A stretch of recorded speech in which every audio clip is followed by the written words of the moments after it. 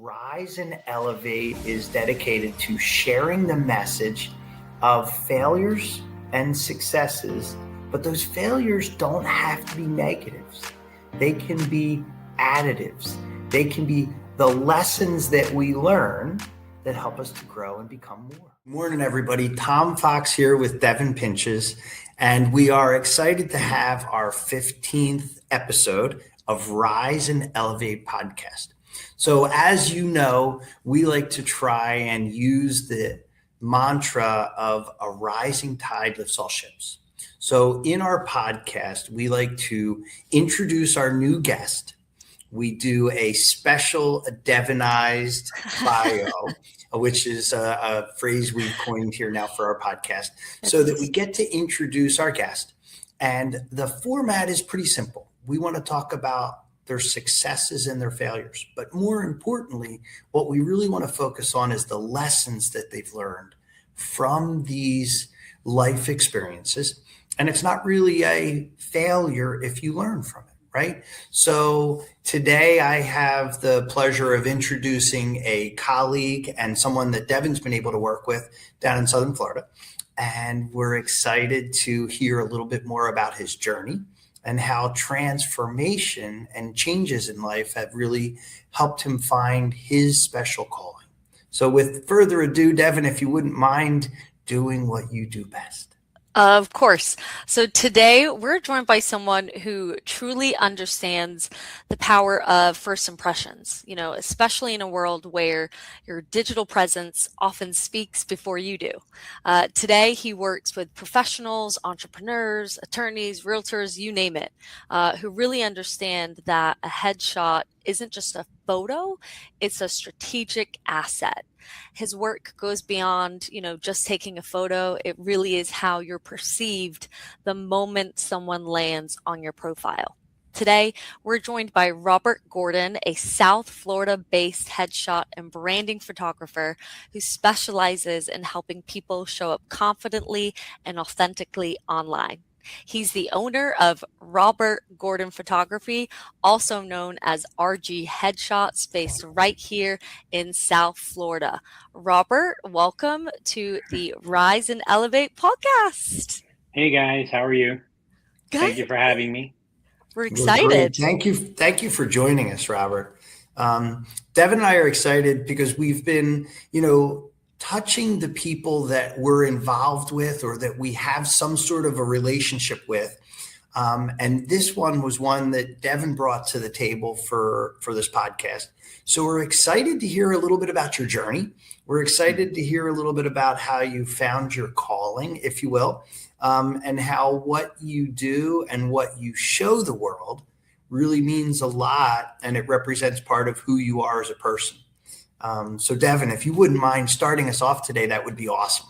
No, of course. So, one of the things that I don't think I mentioned in Robert's bio was before he became this absolute rock star of a photographer, and I have worked with him on multiple occasions, and he is truly an artist, was before that, Robert, you were a chiropractor, correct? Yes. So how did we get there? So actually before that, I always worked with my hands. So I've always done construction, plumbing, and then I wound up in refrigeration. And we had a company with my dad, and then eventually my brother.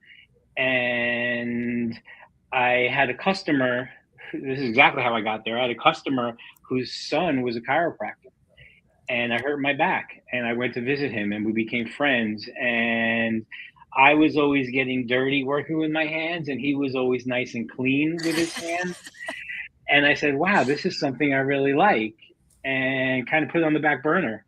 And then fast forward at 31 years old, because I never went to college, and my grandmother, who was my mom, she raised me, I call her my mom, she told me I'm going to regret it. And I didn't believe her. And I just decided, you know what? I want to go back to college and I'm going to be a chiropractor. And wow. I left the refrigeration business and did 7 years almost, about 7 years. Yeah. And did college and chiropractic and went through the summers and became a chiropractor. And that's how that journey began. and I wound up here in South Florida and practiced for 25 years as a Jeez. chiropractor. And in between, I kind of always loved photography as a child. My grandmother gave me a camera when I was a little kid, and I remember walking here on Miami Beach when I came to visit her, taking pictures and stuff like that, and always loved fashion. So an opportunity came up, and I met some people, and I started using my camera again. And one thing led to another, and that led to doing a fashion show, and that led to doing all this stuff for fun. And in 2019, February 2019, I had an image in Vogue through a designer, which was really exciting. Wow. And kind of was in the fashion space teaching. I started teaching lighting with some friends and putting on workshops. And that eventually led to doing the headshots, also through a photographer that I met who did headshots. And I was like, wow, this is pretty interesting. And we started doing that. And and I started, I transitioned pretty much 100% as of August of last year into photography full time and gave up practicing chiropractic. That's an amazing story and transition, right? I think sometimes Wow. people look at that as a failure if you don't keep doing something. And Robert, my previous background, I treated for 6 years in physical therapy. I went to school. I started in mechanical engineering. That wasn't right for me. I went back to school and got my physical therapy degree and practiced in physical therapy for 6 years and loved it. And then I transitioned somehow, right, based on influences and people and time. I transitioned into the physical therapy world to the finance world. And instead of helping people create a better life physically, now I help them create a better life financially, right? So you follow the leads and the passions and the journeys. And I've always been interested in photography. And I think where it really got, like where it touched me was I was looking for a screensaver for my camera or for my computer, and I found the lower falls at Yellowstone National Park. And then I fell in love with national parks and photography. And the first trip there, I took like over 1,500 pictures, and probably had a dozen waterfall pictures that we put in frames. So I get the vision of being able to see something and be able to craft it and create it into something else. But talk to me about how light impacts what you do with pictures and photography and headshots. So photography is light. You cannot have photography without light. If you don't understand light, you can't. Well, you can, but you really can't take a nice picture. And so the lighting that I've learned through a very famous headshot photographer who is amazing, Peter Hurley. He teaches a lot of us, and I belong to a group with Peter Hurley, and he discovered this light that is just beautiful. It's constant light. It's 3 different panels that you set up really close, and Devin's experienced this. And it just shapes the face when done properly to really highlight the face and highlight the eyes, which a lot of photographers lack when they're doing headshot photography. They don't seem to kind of get the light in the eyes. And because when you look at an image of someone, especially a portrait or a headshot, the first thing that your eye is drawn to is the lightest part of the image and the eyes. So for instance, if there is a necklace on someone's chest or around their neck and it's bright, you're first going to notice that. But when you look at a headshot and those eyes are really lit up and the face is lit up beautifully, you instantly just zone in on that person, and you have less than 3 seconds for someone to notice you and to like you and to trust you. And that's why a headshot is so important. That's why the lighting is so important, because anyone can take a headshot, anyone can take a picture, but can they take it where it is to make someone look confident and approachable and likable and professional? And that's my goal when I do, when I make the images with people. Not only do you do headshots and extremely well, you also do branding sessions. What is the key difference there on your approach between branding sessions and headshots? So branding sessions, I love branding sessions. And the reason why I do is because anytime I'm doing a branding session, I'm working with someone, whether it's male or female, in my mind, I bring, that fashion influence into it and that editorial influence into it. And I want to tell a story.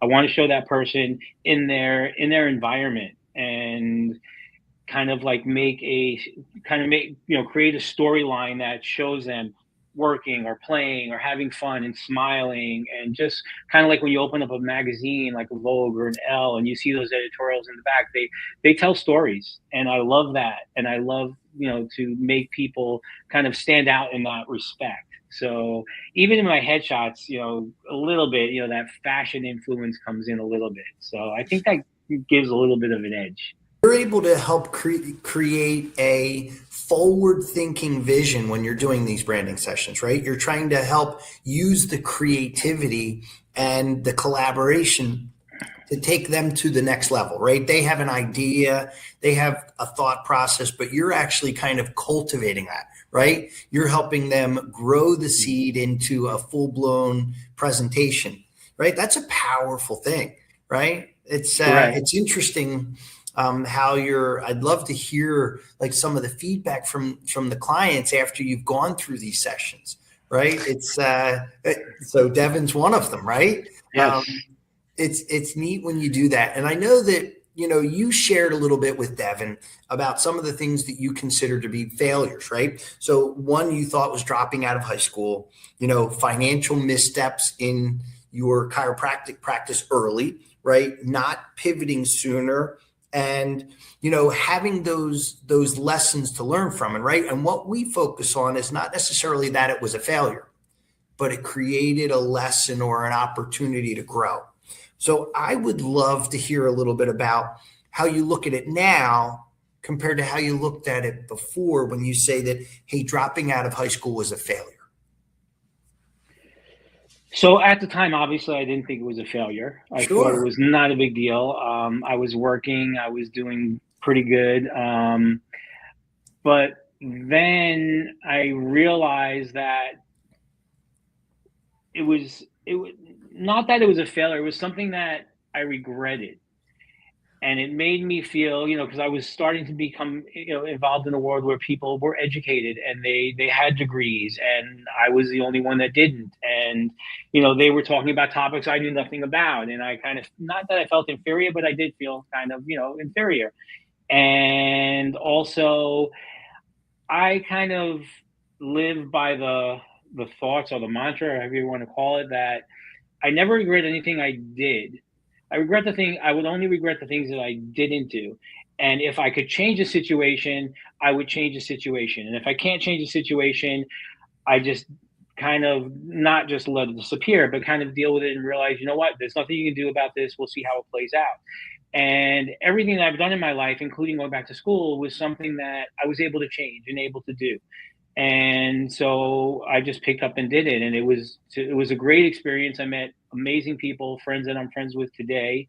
And that, influenced me, in my future, of course, and led me on a path to meeting my wife and, having another child. My wife, she strongly believed in chiropractic. Her dad was a chiropractor. So, if that wasn't the case, I wouldn't, married for 20, I got to get this right? Going on 24 years.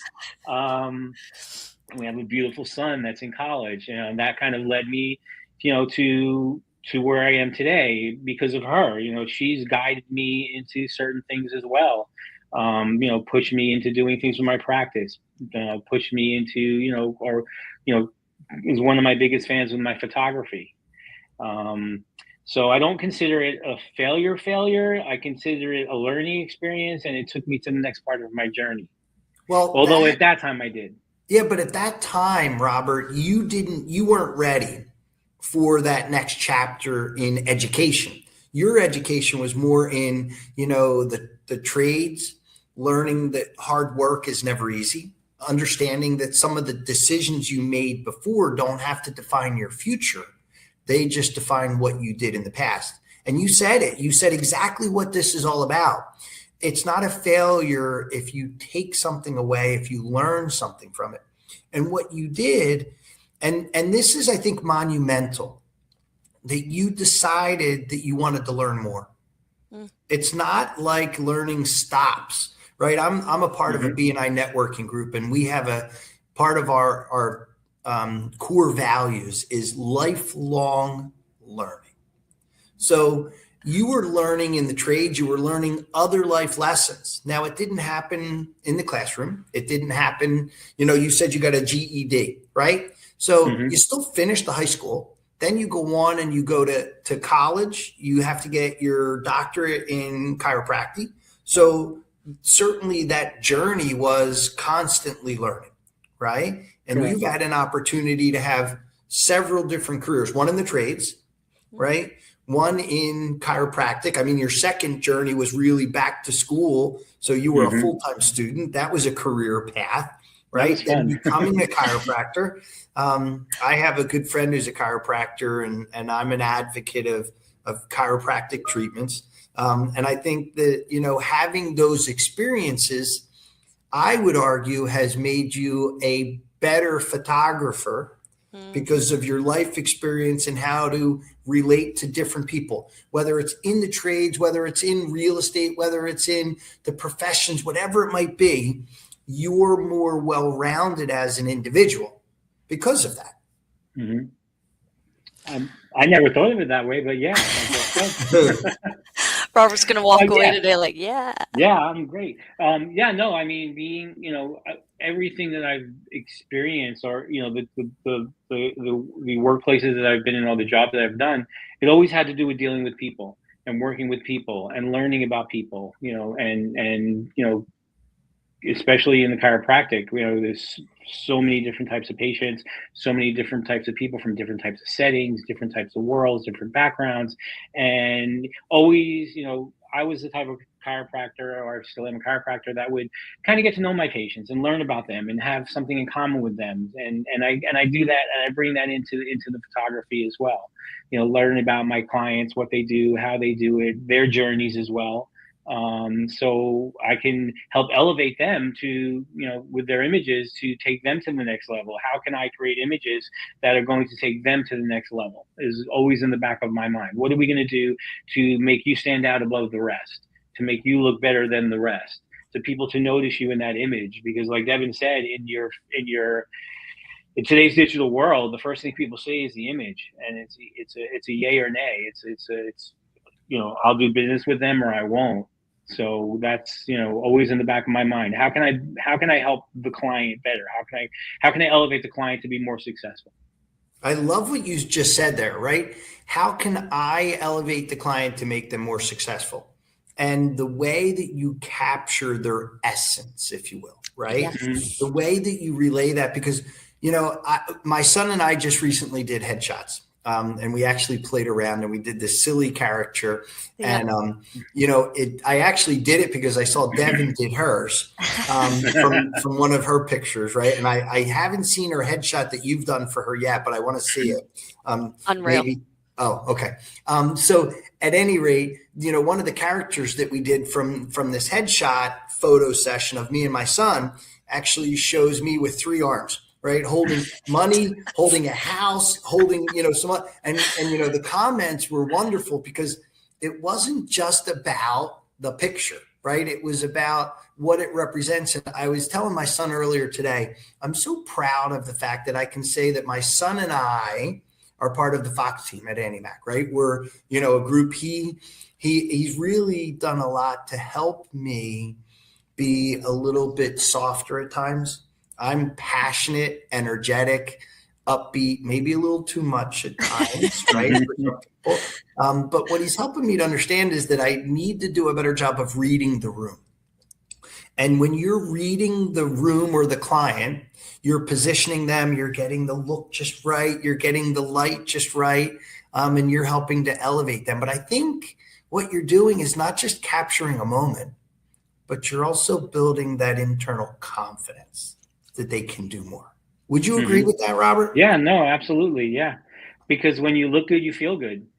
You know, if you're wearing, a ripped t-shirt and some jeans, and then you put on this really nice, beautiful, I don't know, Hermes suit, let's say, and you got Right. these nice shoes on. I mean, you walk taller, you feel better.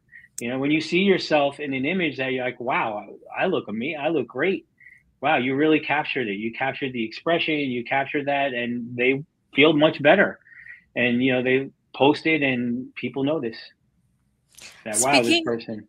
Speaking from experience, because I've had the pleasure of working with Robert a couple times now, the way he approaches, the client consultation, even, beforehand was second to none. Like I haven't experienced anything like that before. Like we sat down and he was like, tell me about you, right? What do you do? But who also are you as an individual? Are you funny? Are you loud? Are you, all those terms that I'm throwing at Robert. And then, he was like, send me some pictures that inspire you, that, you would like to have a similar look and feel. And I sent him everything. And, the branding session itself, I had so much fun. He made me feel so comfortable, because getting in front of a camera with a stranger, because I didn't know Robert that well at that time, Hmm. it's very unnerving. But the experience that I had, I laughed the entire day. He let me look at the images. I mean, it was truly a ball, and that has now allowed me to show up confidently on social media, which is, I mean, what my job and career is about, right? So the power of photography truly is incredible. Thank you. That getting deeper, right? Getting to know the client, getting to know Devin helped you to understand and bring out, like we said earlier, the essence of Devin, right? Hmm.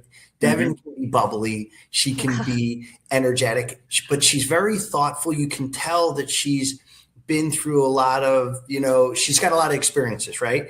And one of the things that I'm proud of is the fact that Devin and I had an idea about doing this podcast and coming together. And I said, well, Devin, we're going to do this live. And she's like, oh, no, we can't. And the first couple that we did were live. And it was, for me, I thought it was like an opportunity to grow and expand. And since then, we've been told, okay, you probably should record it so you can make some edits or whatever. And it actually, then you can time the release of it instead of just when it's out. You can kind of build it a little bit. So we've grown and progressed.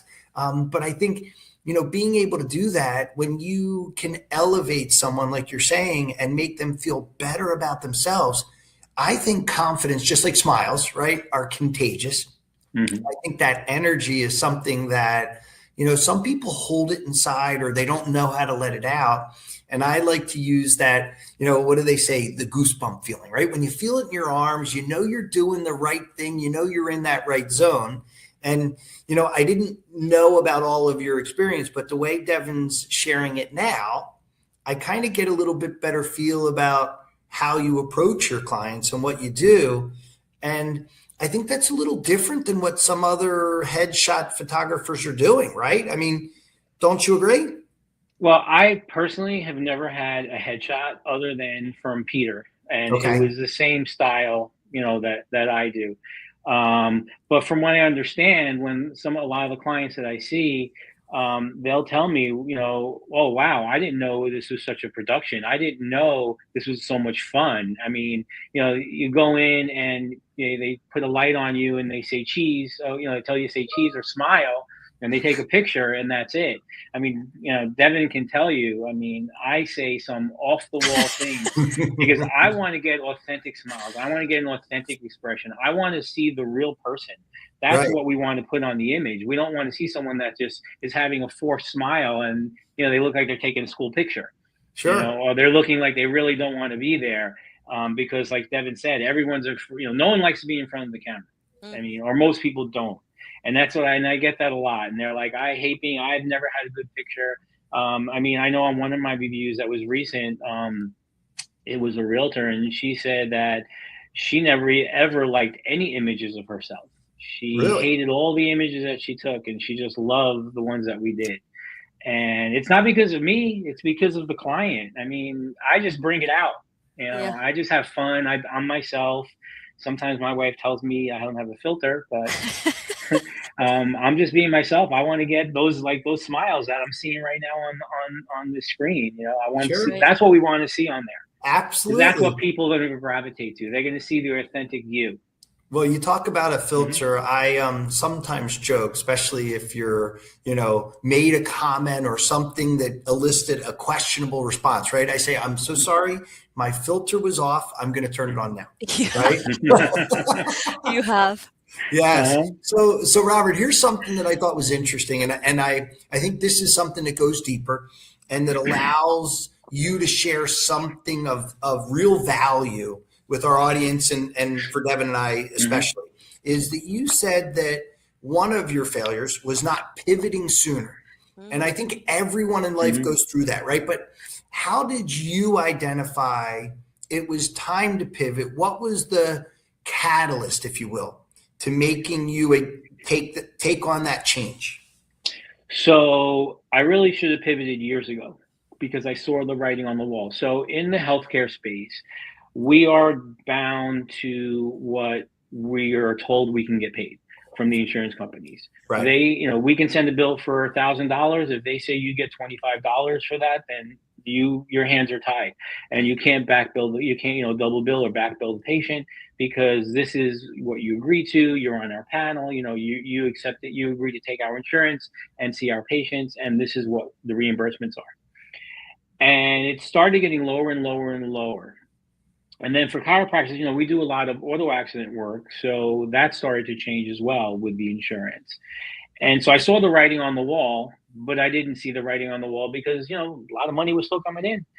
And I love my patients and I love people. And I kind of think it's in a way the same thing because I'm still seeing people and still, having conversations and just having fun and helping people in the chiropractic space to get better, with their health, and in the, the headshot space to, make them do better in their financial and business ventures.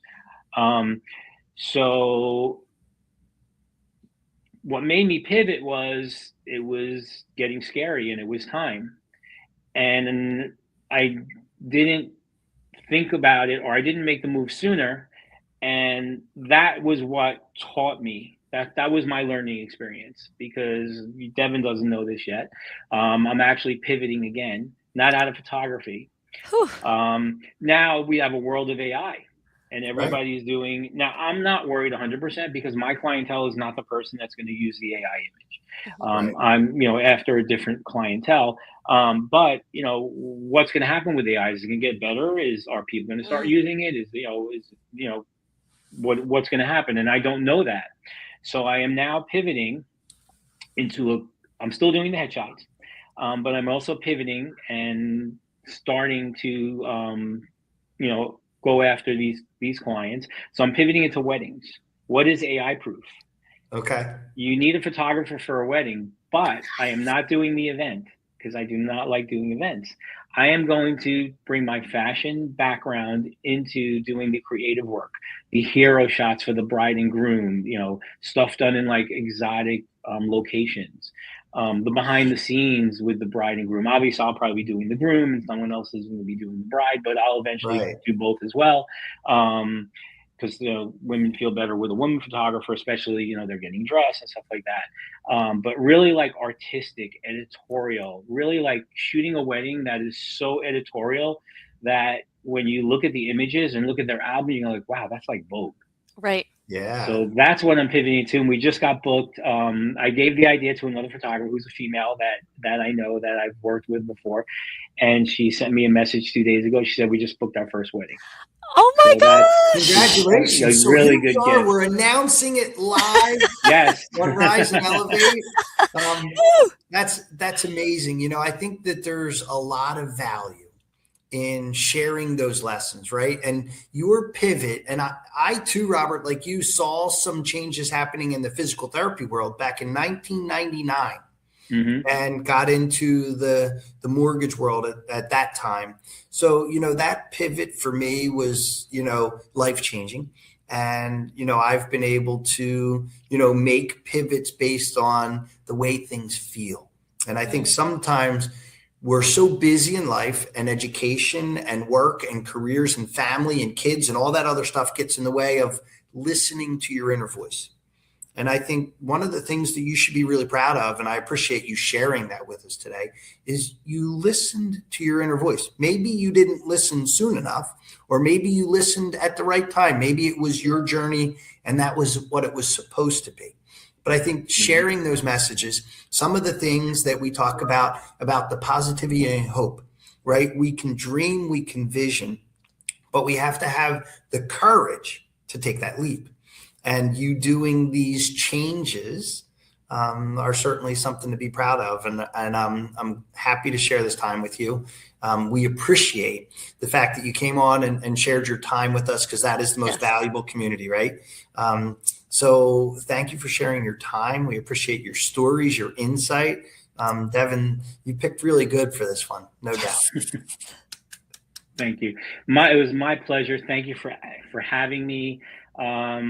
It was really, this is a great experience for me. Thank you for getting my story out there. I really do appreciate it. The pleasure is all mine, 100%. Awesome. Well, we're happy to be able to announce your next phase of jumping into weddings. Let's go. And making it a artistic kind of presentation, not just a regular wedding photographer. You are the next wave. So, Robert, thanks again for being part of our journey here. Thanks for listening to Rise and Elevate, the podcast where we talk mindset, moves, and motivation to level up your life and business. Keep rising.